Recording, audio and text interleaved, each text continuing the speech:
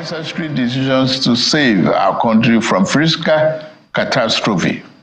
One of those decisions was the removal of fuel subsidy, which had become an unsustainable financial burden on our country for more than 4 decades. Another was the removal of the chokehold of few people on our foreign exchange system that benefited only the rich and the most powerful among us. Without doubt, these two decisions brought some discomfort to individuals, families, and businesses. I am well aware that for some time now, the conversations and debate have centered on the rising cost of living, high inflation, which is now above 28%, and the unacceptable high underemployment rate. All right, welcome back to Sunrise Daily. So yes, indeed, discussing that matter and sundry issues. And so Peter Salah joins us this morning, former president of TUC, amongst others. Good morning, and thank you for joining us on the program today. Thank you for having me. Yeah, so people need to blow their cheeks out because many don't know where to turn, because whichever way they turn, no solace for a lot of them.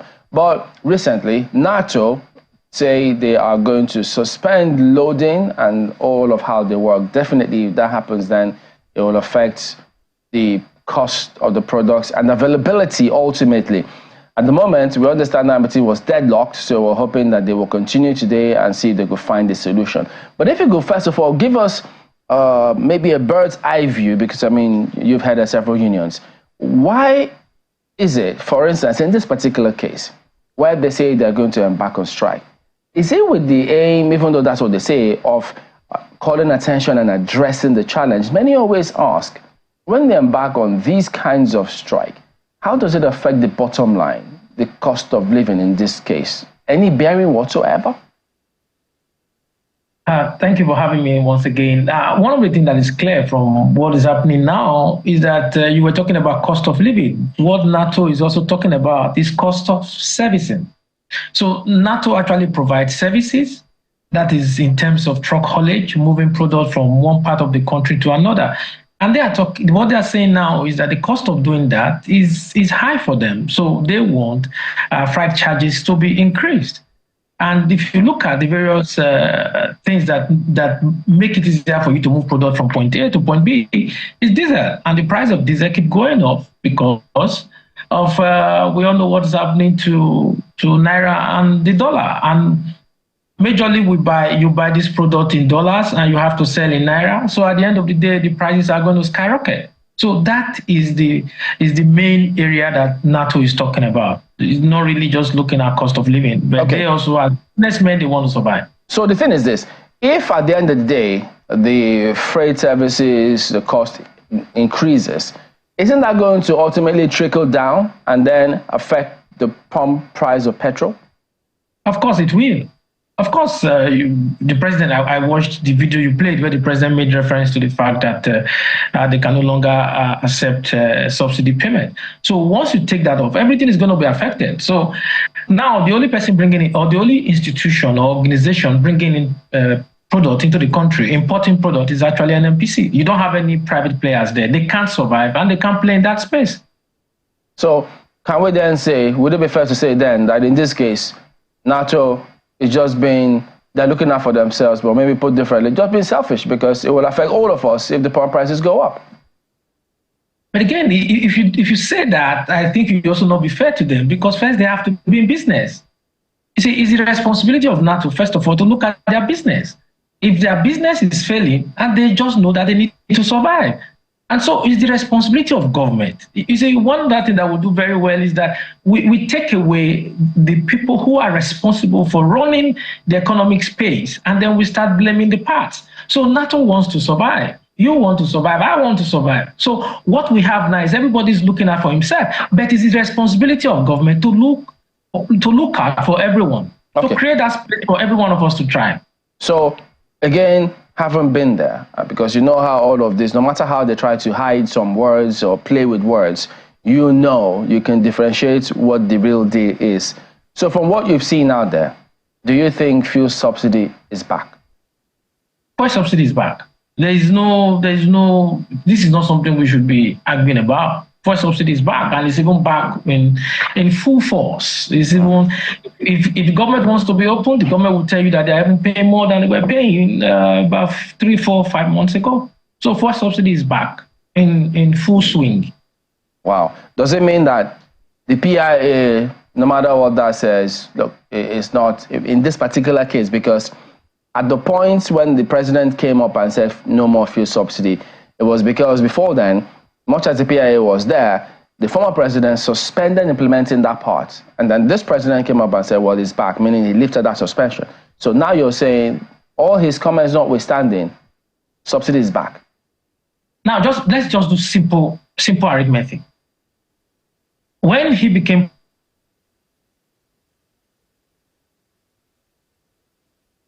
Oh yeah, I think it's frozen, but don't worry. About 750 naira. Mm-hmm. So now what you have now is that it's about 1,500 naira. I'm telling you about the official price. So if you're looking at the 1,500, what you have right now is that you can't 630 naira. No way that's the actual price. Landing cost right now should be about 1,029 naira. So what you should be paying for a liter of petrol should be between 1,250 or 1,300.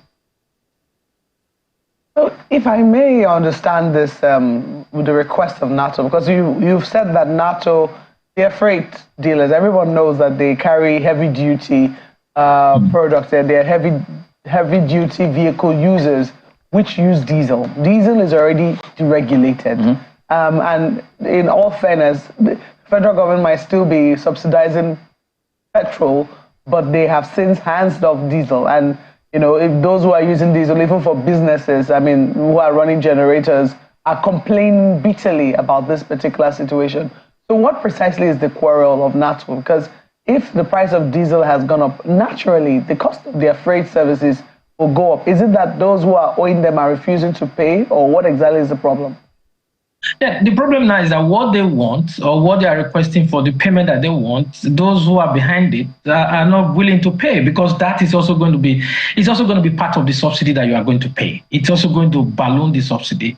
So if you are not paying what NARTO is asking for, and that's why they want to withdraw their truck, just don't worry about NARTO telling you about it is the cost of living they want to draw attention to. No, it's not the cost of living, it's the cost of services. They want more money for the services that I provide. Yes, diesel has been deregulated, but that does not mean that with the flip-flop from naira to dollar, flip-flop that we're having in naira to dollar conversion, is not also affecting diesel. So that's why you have NARTO also coming out to say, please, we also want part of the pie. And you have workers also coming out to say, we also want more money for minimum wage. So you also have the Public Complaints Commission, I just saw it on your news, also saying they will go on strike. So what we have now is everybody wanting to survive, asking for more money to survive. We are in a very, very tight, dire doesn't even begin to carry the weight of where we are. You've used a lot of words. You think about the whole situation of the country. Maybe we should coin a new word to carry the weight of what it is. Of where we are. But I'm also looking at it from your own analysis. We have been on this subsidy debate for many years. Federal government needs to take away subsidy. It's not sustainable. Eventually, on the 29th of May, the current president, made that pronouncement, fuel subsidy is gone. And everyone was wondering, okay, so there was mixed reaction to it. Oh, it should have been better planned. Or some people said, no, it should have been taken away because if we had tried to plan it, we would never do it. Because when we look at what the consequences will be, which is what we're all reaping now, maybe it would never have been done. But looking at where we currently are, looking at how our naira is tanking against the dollar, do you think that we could have done this differently? Now, what we are experiencing now is 29th of May this year. I was just doing a review earlier in the week. 29th of May this year will be 25th anniversary of democracy. And I asked myself, what serious problem affecting Nigerians has any government solved in Nigeria? Now, in 1999, no refineries was working. And this is 2024, we still don't have any refinery that is working. So when you don't plan, this is what you get. So what is happening, whether this government, the previous government, everybody's reacting. So when you react, you can't think properly. So that is where we are right now. Whether they say whether it should have been done properly or not done properly, one thing is very clear: people are not planning. People in government were not thinking. When we were when I was leading the union, we told the government, why don't you do the LNG model, which is 51-49, allow private sector to drive those refineries, and then when you do that, then it becomes for them to want to make profit. Private sector will always want to make profit. So government refused. But for whatever pecuniary interest, government didn't do it. So we have Buhari government who came up and who told us that they will build 2 refineries. 8 years, they did nothing. So what we have now, this current administration, is as if it's a tsunami of economic challenges that this current administration is going to face. And it does not look anytime, it does not look like it's going to go away anytime soon. Because we have not planned, therefore, this is what we will face. So for me, nothing is happening in Nigeria right now that is surprising me at all. Okay. And I think for a number of people too, we've seen some editorials and some commentary in that regard. However, I don't think that even if nothing is surprising you, I don't think you saw it happening like this. A situation whereby, yes, we knew that the Naira was going to depreciate somewhat against the dollar, especially when we're not earning as much as we ought to. But if we give this a period, our crude oil proceeds, we're still struggling to make 2 million barrels per day. We're currently doing maybe about 1.4. That's what we were told recently. We're still struggling with those who are stealing our crude oil. And then when you even think about the fact that more than half of it we've promised, upfront to debtors, you now begin to ask, precisely what exactly is left. But this is the situation that we have found ourselves. I'm just wondering, do you think there's anything that we can tweak? Anything that can be done differently when we look at what is currently happening, the current situation, vis-a-vis the complaints and the problems that people are currently facing today with just being able to earn their daily bread?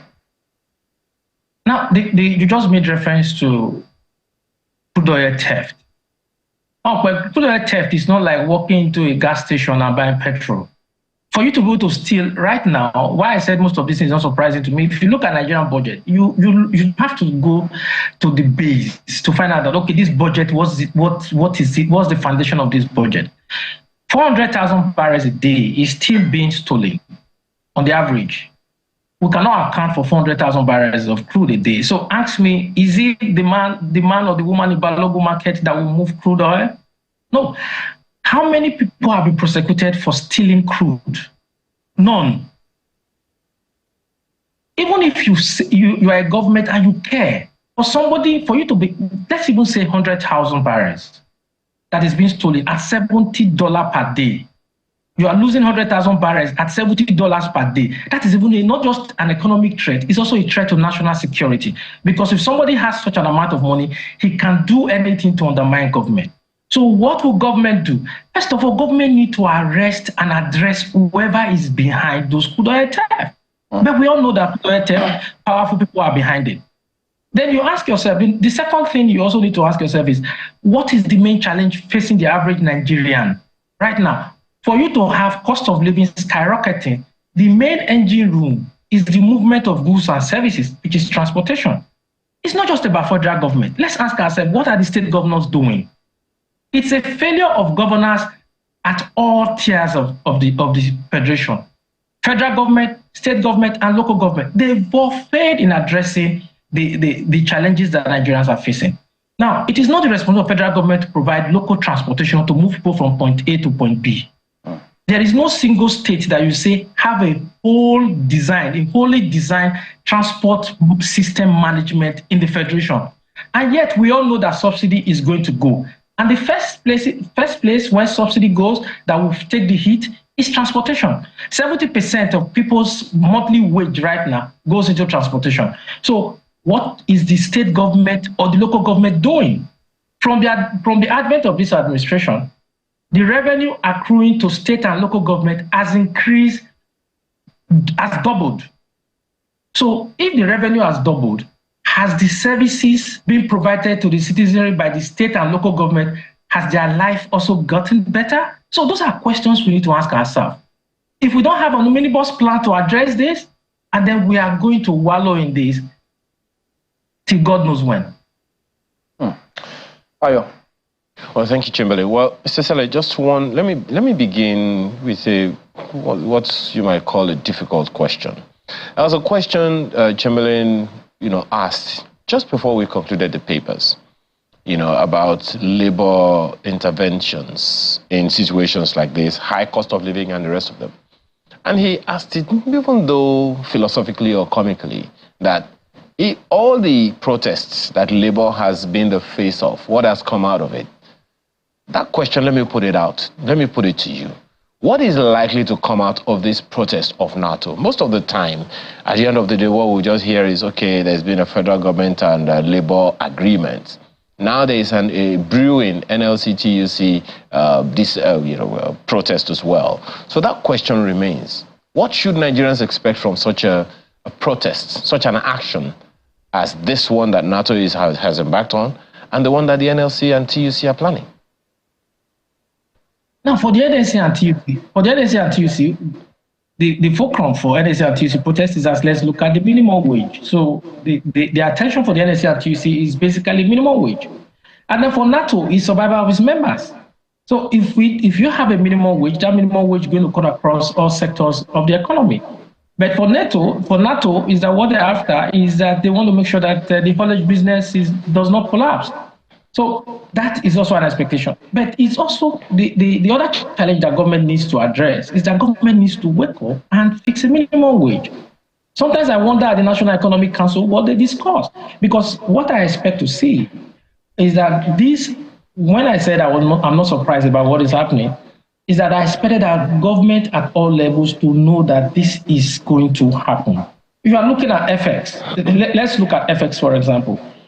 If you are laundering money, it goes through the financial system. It goes through the banks. How many banks have been made to pay for supporting money laundering? How many banks have been made to pay for not reporting to NFIU? We are aware now that somebody moved money from a government agency to a personal account. Was that not supposed to be reported? It was not reported. So one of the ways to change things is, first of all, you don't need, I don't believe in when somebody says fight corruption. No, you don't need to. Just allow the law to play its role.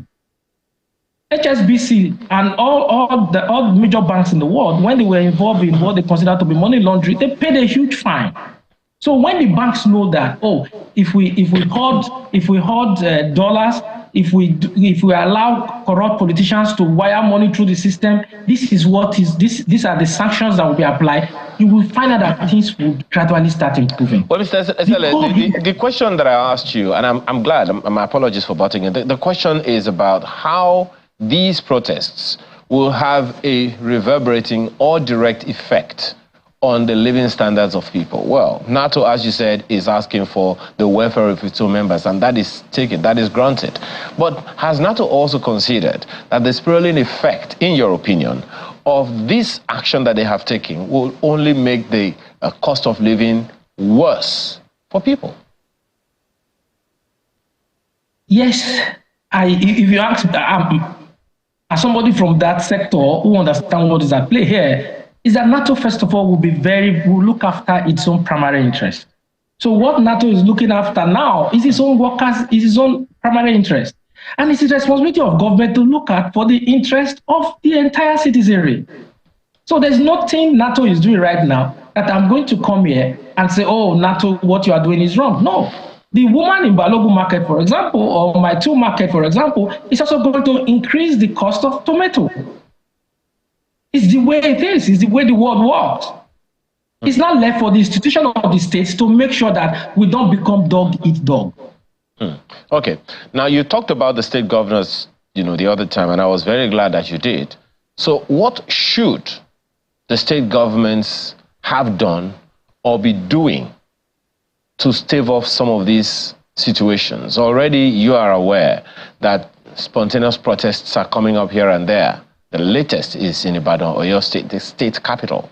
And that is not even the worst economically downward place in the whole of Oyo State.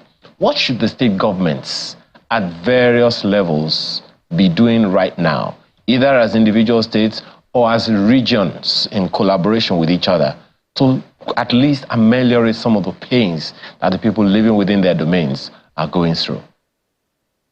First thing is to have a meeting with National Union of Road Transport Workers. Yes. And see how do we move people from point A to point B at a very subsidized rate. You have to subsidize transportation.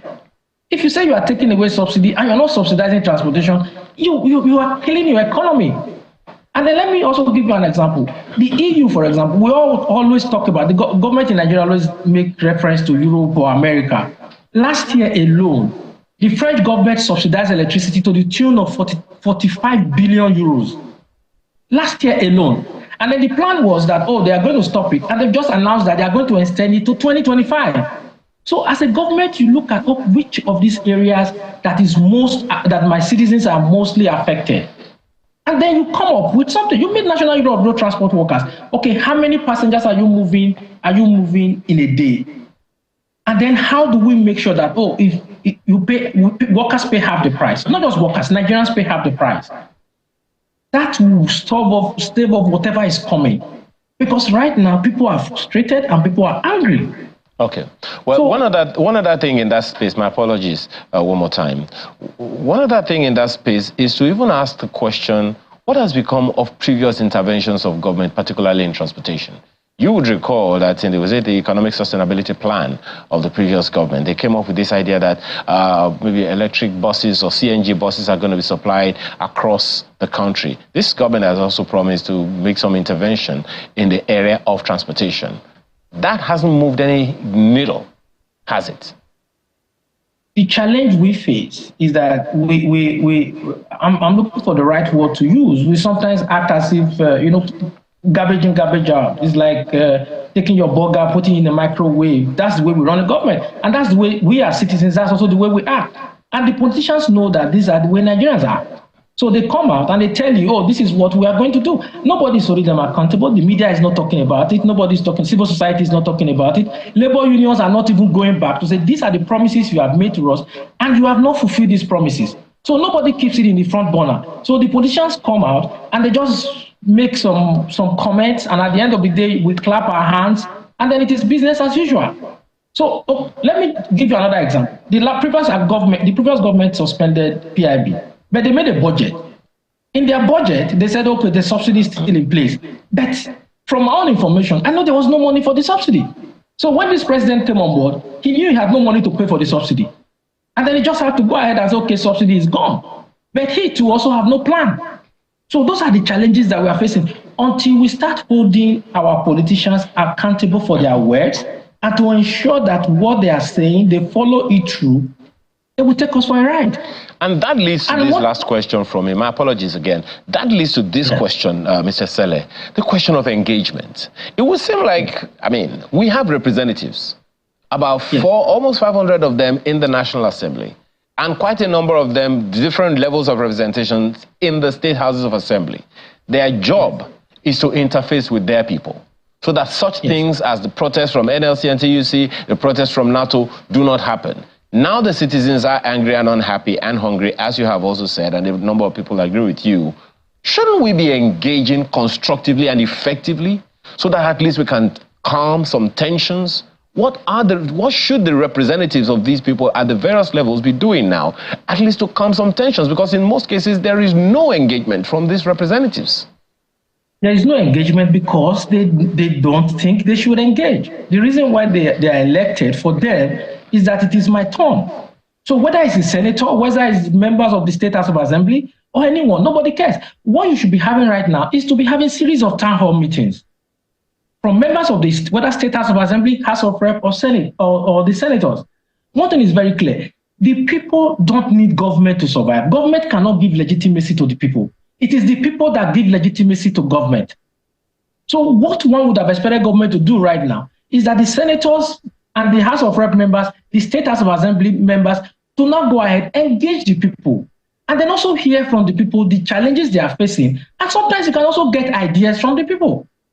if we have the time, I'll just tell you a story of someone who had a poultry farm. And then he had this poultry farm with about 30,000 birds, and then somebody from local government went there and shut it down. And then the guy went to the council to talk to them and said, okay, fine, why are you doing this? And they said you need to pay X, Y, Z. And he said, okay, did you even know the number of people in that locality, the number of poultry farms in that locality, what quantity of eggs they produce? The local government chairman is not aware. Nobody knew about this. So because of the value that has been placed on our politicians, they see every opportunity as an opportunity for them to live their life, not opportunity for service. If it's an opportunity for service, by now senators, there would have been a break in the National Assembly or in the various status of assembly for elected members to engage their constituents. And then have a feedback and then now make a law. All the laws that we make is just somebody waking up and making laws. The only thing I can remember National Assembly for from 1999 to date is that every subsequent National Assembly, the first thing to do is to pass a law to amend the Constitution. Mr. Saleh, do you think that if the labor unions were to protest and say, look, the local governments have got to have this autonomy, the states have got to ensure that certain laws or the lawmakers put certain laws in place, wouldn't it make a huge impact, at least starting from there? It will. It will make a huge impact. But what we need to ask ourselves is that the policy of the state? Is that the policy of those who have been elected? You see, one of the things you must find out about politicians, we are in that state now whereby people are thinking through their religion, people are thinking through their ethnicity, instead of people to be thinking about what and who will put food on my table. So when you don't have that, then these are the challenges that you are going to face. Yeah, there are also areas that I feel that Labour have not done enough. And I've also spoken to them informally behind the scene to say, in the last 8 years, I think Labour went to sleep. We didn't do enough in the administration of Buhari administration. So they didn't do enough. And one of the things that Labour should do is that Labour is first and foremost is a pressure group. It's not only one of the reasons why we are protesting is to draw attention to your challenge. And then the second one, Labour must have network. They must be able to build. I'm happy somebody made reference to engagement. Before you come out in the open, you would have been able to have your own plan. It's not just Labour coming to say, oh, we want you to pay 500,000 naira minimum wage. But you must also be able to design the effect and the impact of that money on the economy. Can we survive it? Can we sustain it? And then can the informal sector also pay it? Government is the single largest employer. Yes, but the informal sector employs more people than government. So you also need to ask yourself, can the informal sector pay that amount of money that you're asking for? When I was president, we had to get the informal sector involved and we said, can you pay? How much can you pay? And they said, okay, fine. At the end of the day, we agreed for 18,000 naira, which was equivalent to about $150 then. So Labour also need to sit up and also go to its research department. Labour has research department and come up with its own matrix of progress. Not just to bang the table, not just to want to shut down the streets. No, you must also have an economic plan for the country.